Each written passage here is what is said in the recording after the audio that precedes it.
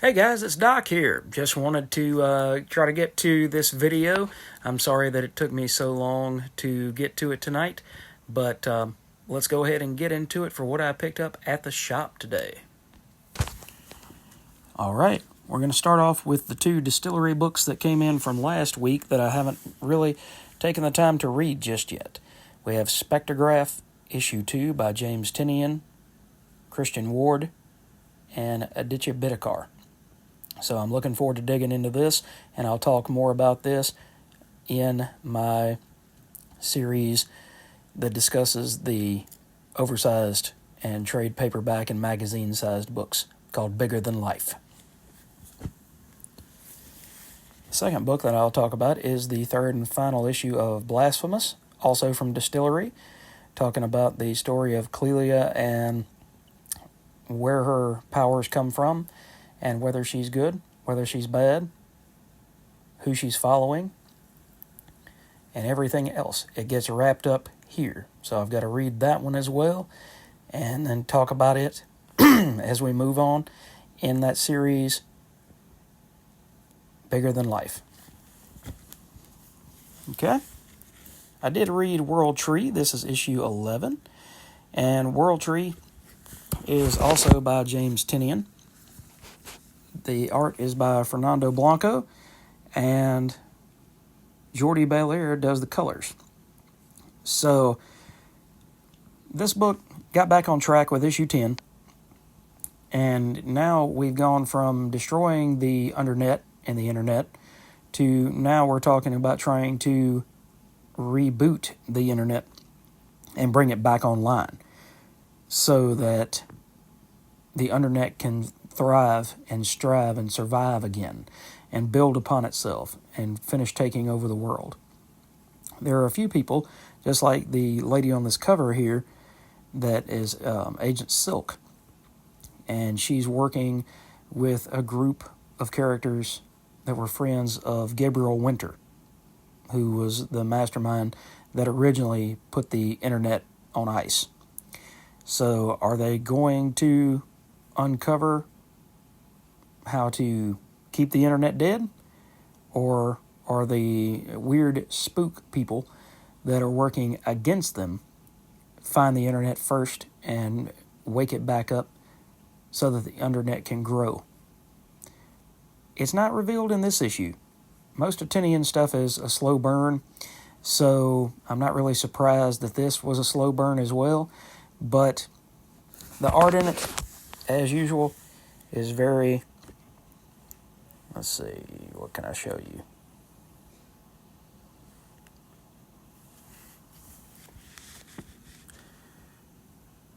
It's detailed but scratchy, almost in the same way that when I was talking about it last week, the Batman Creature of the Night book is. You know, that artwork has the same feel to it, although this is more cartoony. So it can be detailed at times, but a lot of the coloring is what gives this title its level of detail. Like on this guy's back here, you can see the shading, and so there's a lot that goes into the shading and the coloring that builds the story up into what it is. So I don't know how many more issues this particular set is going to be. I don't know if it's going to wrap up at 12 and continue on, kind of like it did for the first 6 issues, but I'm interested enough to keep reading. So that's World Tree number 11 from Image Comics. All right, the second book that I got to read this week, Void Rivals from Image/Skybound, and that's from Robert Kirkman, Lorenzo De Felici, and Patricio DePuch. This was Springer versus Proximus, round 2. The artwork in here is absolutely amazing. It really brings life to Springer and to Proximus. You can see the detail that Lorenzo put into the artwork. It feeds into the main Transformers book very well with the way the art and the action and things like that go. But you learn something about Salila and Derek's people in this issue that really makes it tie into the Transformers lore.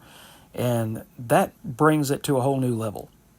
You know, you've kind of wondered ever since Void Arrivals first started, how clued in is this to the rest of the story between the Transformers, G.I. Joe, the rest of that shared universe.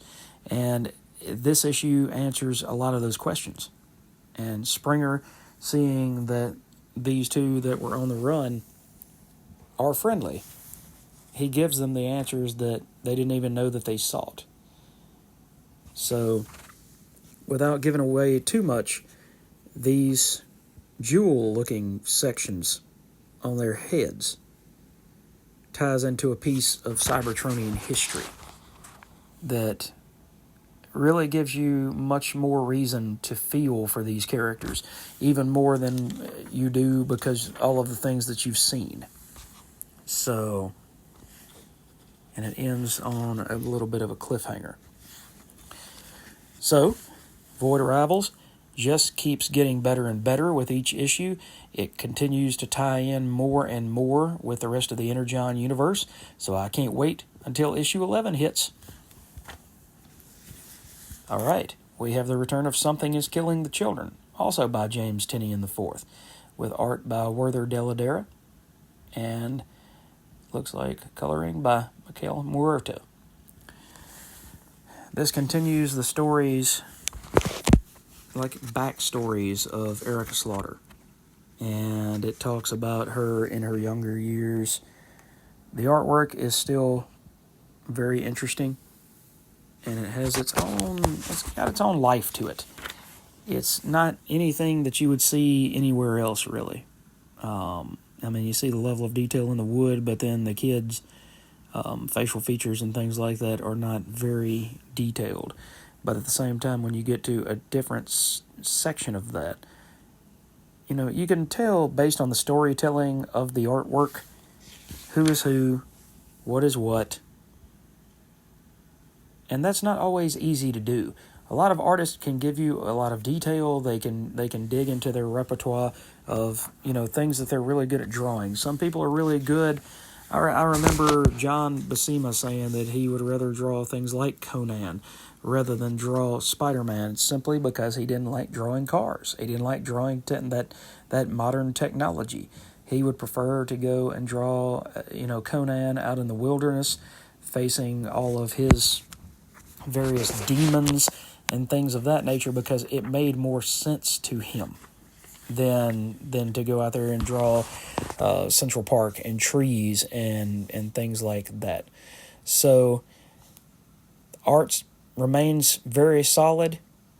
I wish the story would move a little bit forward, because I think after reading this title for now 38 issues, I really think Archer's Peak, the first 15 issues of the title that I have in a hardcover format, were really the strongest of the book. And I don't want to say that they should have stopped the title after that, but maybe they should have. Maybe they should have said, you know what, we're going to do Archer's Peak. It's a 15-issue section. And then they shouldn't have tried to continue on, because I feel like mostly the next 22 issues have been backstory of Erica Slaughter. And I do want to learn more about this character. She's infinitely interesting. She goes and kills the monsters under your bed that nobody can see. So I see the potential for this character, but I don't know that the potential is fully being lived up to, because we're not going anywhere. It doesn't feel like it's moving forward. At least with the Archer's Peak saga, you at least had forward momentum. I don't feel that on this title anymore. I'm not going to drop it. It's not in danger of getting cut or anything like that. But if I get to issue 50 and I feel the same way, I might have to cut it. Because without forward progression, what's the point of reading? What is the point of reading a book, reading anything, watching a movie, without a character arc. Where does the necessary fuel come from to maintain interest in a title? It would be like if Spider-Man fought the exact same villain every single month. After 15 or 20 issues, you'd be kind of like, that's great. Doc Ock is really a powerful villain, but we've seen everything that there is to see about him. That's why Norman had to go away for a while, the Green Goblin, because you had to come back with something interesting. And I'm not going to say that Zeb Wells really brought anything interesting to that title, but I will say that, sometimes the heart does grow fonder with absence. So, unfortunately, not the case here. I would like to grow fonder, not because of the absence of the forward momentum of the story, but with forward momentum. Still a great book, though. If you hadn't checked it out, go check out the first 15 issues in that hardcover. That's one of my favorite stories, and I have read that from tip top to bottom probably 2 or 3 times. So I can still recommend this book, and if you haven't gotten into it yet, give it a chance. All right, moving on. This is probably my favorite title that I read the entire week. The Sacrificers, number 9, by Rick Remender, Max Famara, and Dave McCaig doing the colors. This is still a story of Pigeon, who is the character on the cover, in armor. And Pigeon started his life in this story as a sacrifice. He started his life as someone who was going to give up their lives so that the old gods could drink of the nectar of his generation and stay strong. Now he's learned exactly how selfish these gods are and how they want to take and not give anything in return. So he's made it his mission to right the wrongs and not necessarily go and be, Kratos. He's not exactly trying to kill the gods out of vengeance. At least not only for himself. He feels connected to all of these other sacrifices that have gone before him and have been murdered by the hands of the gods for no reason other than to keep them strong. So this is really a great book, and this is really an amazing story by Rick Remender. I can't say anything more about it other than if you haven't checked out this book, go find the back issues. I think there's probably a trade paperback of the first 6 issues of the series, and you might be able to find the other, issues 7, 8, and 9 in the stores. But you need to go check this book out. It comes with the highest recommendation from me as far as reading it, and the artwork from Max Famara is also amazing. So if you like good story and great art, don't be sleeping on this book. Okay, next up. Third James Tynion book of the week. That man is a busy, busy, busy fella. This is the return of the Department of Truth. And it begins the story of where the Department of Truth came from, and it's the hidden history of Lee Harvey Oswald. Hopefully it's not a spoiler because you've had about 2 years now at this point, maybe a little bit longer, maybe about 3 years, to pick up this title and see the cliffhanger at the end of the first issue. But Lee Harvey is in charge of the Department of Truth. Now you're starting to get the backstory of how that came to be, why he was such a good choice and the perfect choice, and the only choice, really, to head up such a department within the government and within the world. And it just gives you an empathy for this fictional version of Lee Harvey Oswald that you could never have for the real guy, because unless there is any truth to these notions that Tynion is talking about in this book, he was the man who killed JFK, and that's all you really need to know. There wasn't enough time to be studied as he was killed to ask the man, why did you do what you did?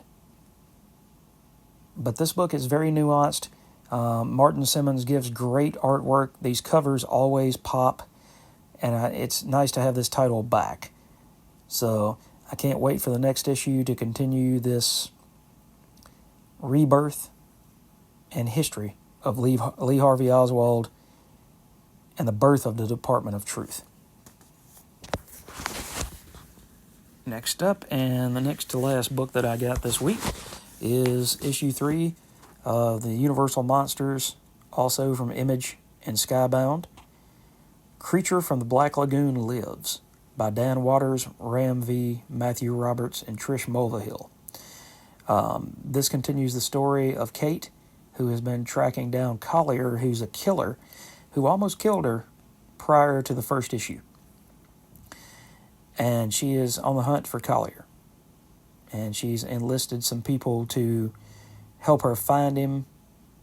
Meanwhile, there's always people that see the creature from the Black Lagoon, and they assume that he is evil rather than benevolent.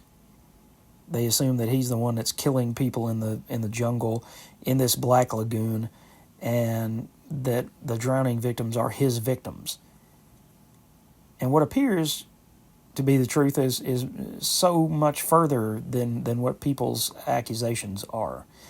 Instead, it seems like he's a more benevolent character who is trying to protect those that live near the Black Lagoon. So this is really a multifaceted, multi-leveled story that I've really been, digging. I picked up the first 2 issues because I missed out on the first one. I said, you know what, I'm not gonna pick this up. I picked up Dracula and really loved it, but I'm not a big Dan Waters fan. Don't really care for Ram V, and it's not a knock against them as people. They just don't generally write the stories that I find myself interested in. But this one here has got my interest, and hopefully Kate will survive to see issue 4, and hopefully, just like the Mounties, she'll get the man that she's after. All right, and the last book I picked up today is apparently the final issue of Superior Spider-Man. This is written by Dan Slott, with Christos Gage giving an assist, and art by Mark Bagley and John Dale, as well as an assist from Edgar Delgado. This finishes up the story of the Superior Spider-Man by giving it closure for Otto. Otto has almost gone back and done another Spider-Verse, not Spider-Verse, Spider Island situation. But at the end, he's redeemed. Not totally as a villain, but as a man. So you have to give it to Dan Slott that he does care about the characters that he writes. But at the same time, I don't know why he falls so strongly on the side that the people that read his comics don't know what they want. I know what I want. I want Peter and Mary Jane to be married again. I want them to be happy. I want there to be a sense of moving forward again. Character progression for Peter and for Mary Jane. And it was very natural, the wedding. It was very natural, the marriage. It seemed like the right place to go and the right thing to do. And Joe Quesada and Dan Slott and anybody else who feels that way, I just feel that they're wrong. Because at the heart of it, Peter is a family man. And he wants to build his own family. He understands the dangers that come with it. But unlike Batman, unlike Bruce Wayne, he doesn't want to be a solitary figure in the lives of the people that he loves. And he doesn't want to get so far detached from his humanity to lose the man and the Spider-Man. He doesn't want to become the Spider. sometimes he's had to dig into that. And it always leaves him as a lesser character, I think. But for right now, I really enjoyed this run on Superior Spider-Man. I hate to see it end because, as I've said on previous videos, I have a feeling that once Mark Bagley walks away from Spider-Man this time, and walks away from Marvel, that it'll probably be the last time that he draws Spider-Man. And now that John Romita Sr. has passed, Bagley is up there with John Romita Jr., my favorite living Spidey artist. Todd McFarlane is in that top 3. They move and change interchangeably. But Todd hadn't drawn a Spider-Man book since 1992. So you have to kind of say, Todd is somewhat disqualified. But anyway, not to get sidetracked, not to get off track there. It's a solid finale for both Peter and for Otto Octavius. Anna Marconi is in here as well, and she provides part of that finale and solution and absolution for Otto. So I really enjoyed this title. I hate to see it end. I'm assuming that it's ending because of low sales, but Marvel doesn't really tout that anymore. Even if it's not doing well, then it just books will kind of quietly disappear without much fanfare. Okay, guys, so let me flip it back over. So thanks for watching, guys. What did you guys pick up at the shop today? Did you pick up anything? Are you reading anything new? Did you try any new number 1s? I considered picking up a Nancy Boys number 1 from Neil Gaiman, and I think it was Dark Horse. But I was really just picking that up for my wife because I'm trying to get her into reading more comics and things like that. But she's more of a prose person, and there's nothing wrong with that. I am totally okay with that. As long as you're reading, as long as you're enjoying what you're reading and the format in which you read it, hey, I can't complain. But at the same time, I just hope to help her try new things. So far, it's gone a little bit. She did really enjoy Beneath Trees Where Nobody Sees by Patrick Horvath. So hopefully that'll get her more involved. But I just passed on it today because I've got the book. So I think I'll just bring the book over here from my parents' house and let her check the book out and see if she enjoys that. And if she does, I can go pick up that first issue of Anansi Boys. Anyway, guys, if you hadn't liked and subscribed to the channel, we are constantly growing. I see that we are inching, running towards that 100 subscriber mark. I don't know if that has anything to do with the books that I told you I was going to be giving away once we get there. But hey, I'm happy to see growth on the channel, and I will see you guys in the next video. Thanks for watching, and y'all have a great night.